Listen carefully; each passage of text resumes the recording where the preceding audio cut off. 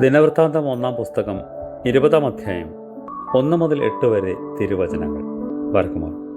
അടുത്ത വർഷം രാജാക്കന്മാർ യുദ്ധത്തിന് പുറപ്പെടുന്ന കാലത്ത് യോവാബ് സൈന്യബലത്തോടെ പുറപ്പെട്ടു അമ്മോന്യരുടെ ദേശത്തെ ശൂന്യമാക്കി. റബ്ബയെ വളഞ്ഞു. ദാവീദ് യെരൂശലേമിൽ തന്നെ താമസിച്ചിരുന്നു. യോവാബ് റബ്ബയെ പിടിച്ച് നശിപ്പിച്ചു. ദാവീദ് അവരുടെ രാജാവിൻ്റെ കിരീടം അവൻ്റെ തലയിൽ നിന്ന് എടുത്തു. അതിൻ്റെ തൂക്കം 1 താലന്ത് സ്വർണമായിരുന്നു. അതിൽ രത്നങ്ങളും പതിച്ചിരുന്നു. അത് ദാവീദിൻ്റെ തലയിൽ വെച്ചു. അവൻ ആ പട്ടണത്തിൽ നിന്ന് വളരെ കൊള്ളവസ്തുക്കളും കൊണ്ടുപോന്നു. അവൻ അവിടുത്തെ ജനത്തെ പുറത്തു കൊണ്ടുവന്നു ഈർച്ചവാളിനും മെതിവണ്ടിക്കും മഴുവിനും ഇരയാക്കി. ഇങ്ങനെ ദാവീദ് അമ്മോന്യരുടെ എല്ലാ പട്ടണങ്ങളോടും പ്രവർത്തിച്ചു. പിന്നീട് ദാവീദും സകല ജനവും യെരൂശലേമിലേക്ക് മടങ്ങിപ്പോന്നു.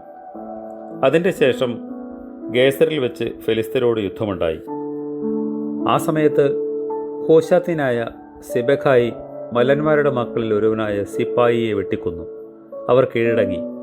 പിന്നെയും ഫെലിസ്ത്യരോട് യുദ്ധമുണ്ടായപ്പോൾ യായീരിൻ്റെ മകനായ എൽഹാനാൻ ശിത്യനായ ഗൊല്യാഥിൻ്റെ സഹോദരനായ ലഫ്മിയെ വെട്ടിക്കൊന്നു. അവൻ്റെ കുന്തപ്പിടി നെയ്ത്തുകാരൻ്റെ പടപ്പുതടി പോലെയായിരുന്നു. വീണ്ടും ഗത്തിൽ വെച്ച് യുദ്ധമുണ്ടായി. അവിടെ ദീർഘകായനായ ഒരു മനുഷ്യനുണ്ടായിരുന്നു. അവന് ഓരോ കൈക്ക് 6 വിരലും ഓരോ കാലിന് 6 വിരലും ആകെ 24 വിരൽ ഉണ്ടായിരുന്നു. അവനും റാഫയുടെ മകനായിരുന്നു. അവൻ ഇസ്രായേലിനെ ധിക്കരിച്ചപ്പോൾ ദാവീദിന്റെ സഹോദരനായ ശിമെയയുടെ മകനായ യോനാഥാൻ അവനെ വെട്ടിക്കൊന്നു.